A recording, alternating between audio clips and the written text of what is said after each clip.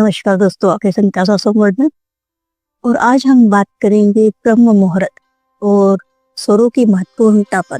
सूर्योदय के 1.5 घंटे पहले से ब्रह्म मुहूर्त होता है और उसी ब्रह्म मुहूर्त में स्वरों का निरीक्षण करना उचित होता है। साथ ही हम शुक्ल पक्ष और कृष्ण पक्ष की तिथियों के नाम और कौन सी तिथि में कौन सा स्वर सक्रिय होना चाहिए और साथ ही मार्च माह का स्वरों का कैलेंडर भी लेकर आए हैं आज। तो चलिए हम जानते हैं सद्भुत विज्ञान के बारे में और किस प्रकार इसे अपने जीवन में उपयोग कर सकते हैं। हमारे शास्त्रों में बताया गया है ब्रह्म मुहूर्त जो सूर्योदय के 1.5 घंटे पहले ब्रह्म मुहूर्त का समय होता है। तो मॉर्निंग में 4:15 से 4:15 से 6 o'clock तक 6 बजे तक का जो समय होता है उसे ब्रह्म मुहूर्त कहते हैं। जब वातावरण शांत और सकारात्मक ऊर्जा से भरा होता है तो यही वो समय होता है जब हम अपने स्वरों का निरीक्षण करते हैं। मॉर्निंग में उठने से पहले जो स्वरों का निरीक्षण करते हैं वो इसी समय होता है। हमारे जो तिथि का स्वर होता है, जो स्वर का दिन होता है, वो सक्रिय है कि नहीं, इसी समय पर हम जांच करते हैं। अगर इसके बाद में जांच करते तो उसका इतना महत्व नहीं होता है। तो ब्रह्म मुहूर्त में ही अपने स्वरों की जांच करें कि हमारी ऊर्जा सकारात्मक दिशा में बह रही कि नहीं, प्रभावित हो रही कि नहीं।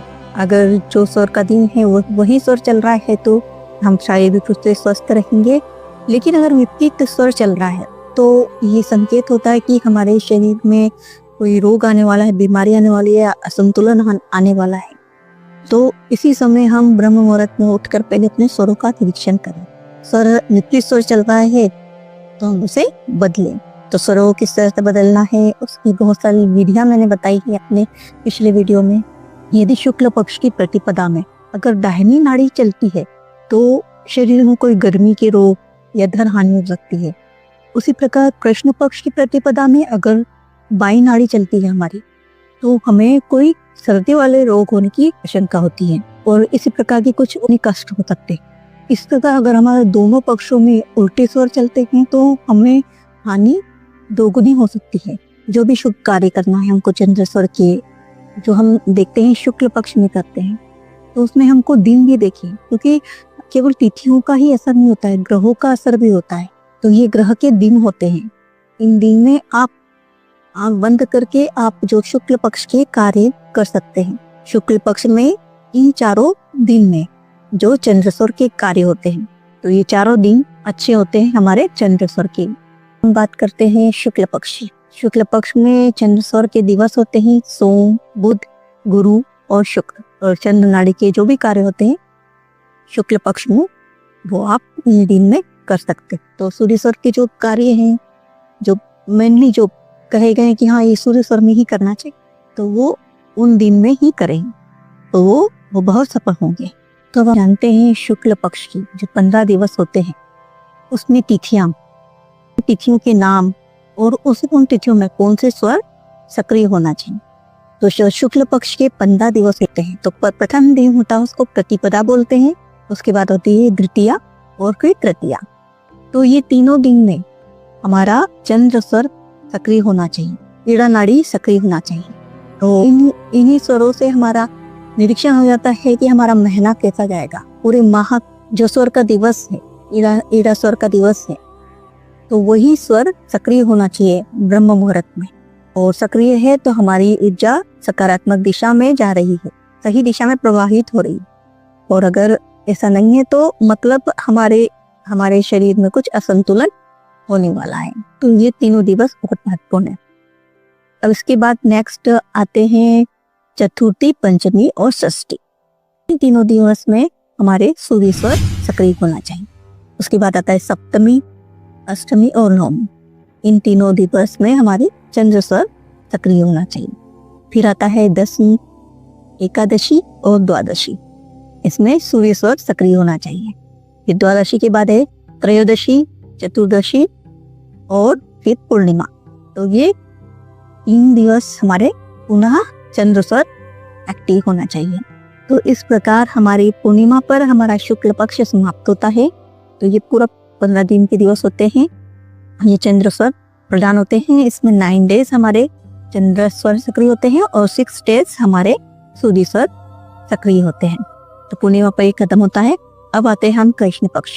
तो जिस प्रकार शुक्ल पक्ष 15 दिवस का होता है, उसी प्रकार महीने में 15 दिन होते हमारे कृष्ण पक्ष के, जिसमें चंद्रमा उजाले से अंधेरे की ओर जाता है, घटता है। शुक्ल पक्ष में चंद्रमा धीरे धीरे बढ़ता है और कृष्ण पक्ष में चंद्रमा धीरे धीरे घटता है। तो जिस प्रकार शुक्ल पक्ष में चंद्र दिवस प्रदान होता है, उसी प्रकार कृष्ण पक्ष में सूर्य स्वर प्रदान होता है। इसमें 9 डेज सूर्य स्वर के होते हैं और 6 डेज चंद्र स्वर के होते हैं।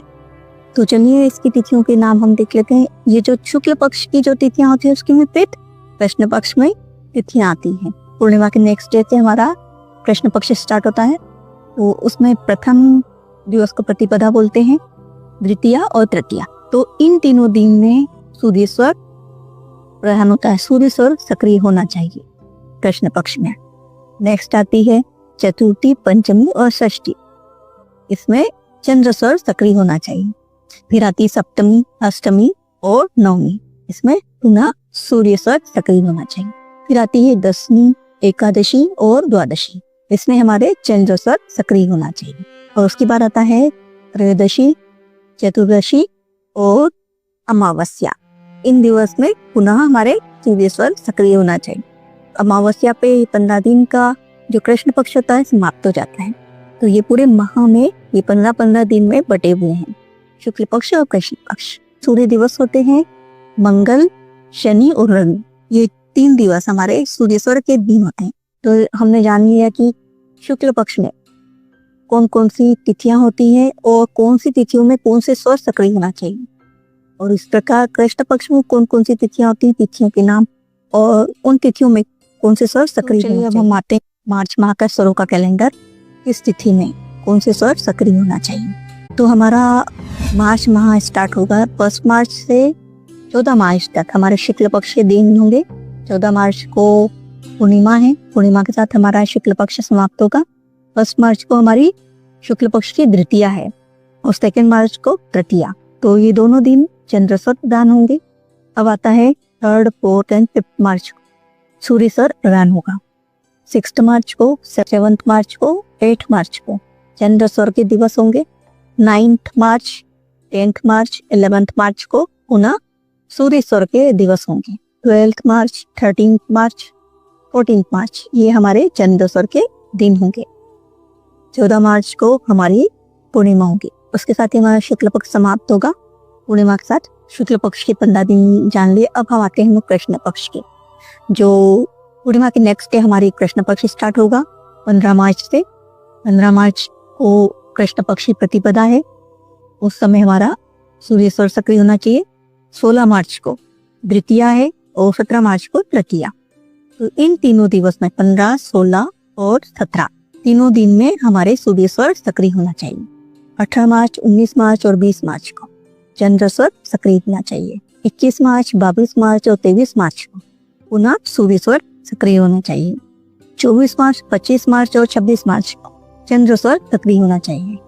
27 मार्च, 28 मार्च और 29 मार्च को पुनः सूर्य स्वर सक्रिय होना चाहिए।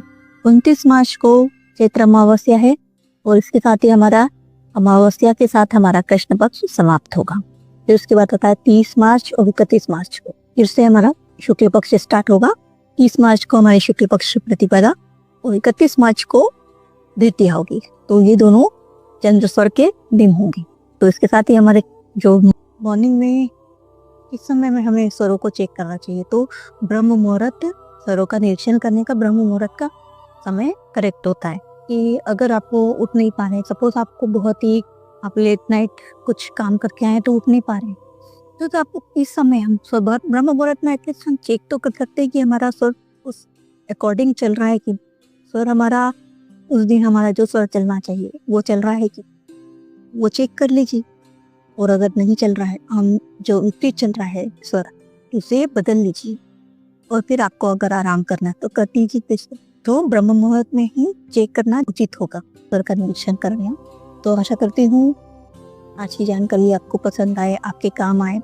नए सब्सक्राइबर हैं तो हमसे जुड़े रहिए और चैनल को सब्सक्राइब कीजिए, नोटिफिकेशन बेल को भी ऑन कीजिए ताकि जो भी नए वीडियो हैं अपलोड करूँ उसका नोटिफिकेशन आपको मिल जाए। और बने रहिए हमारे साथ। चलती हूँ मैं, मिलती हूँ नेक्स्ट वीडियो में। धन्यवाद।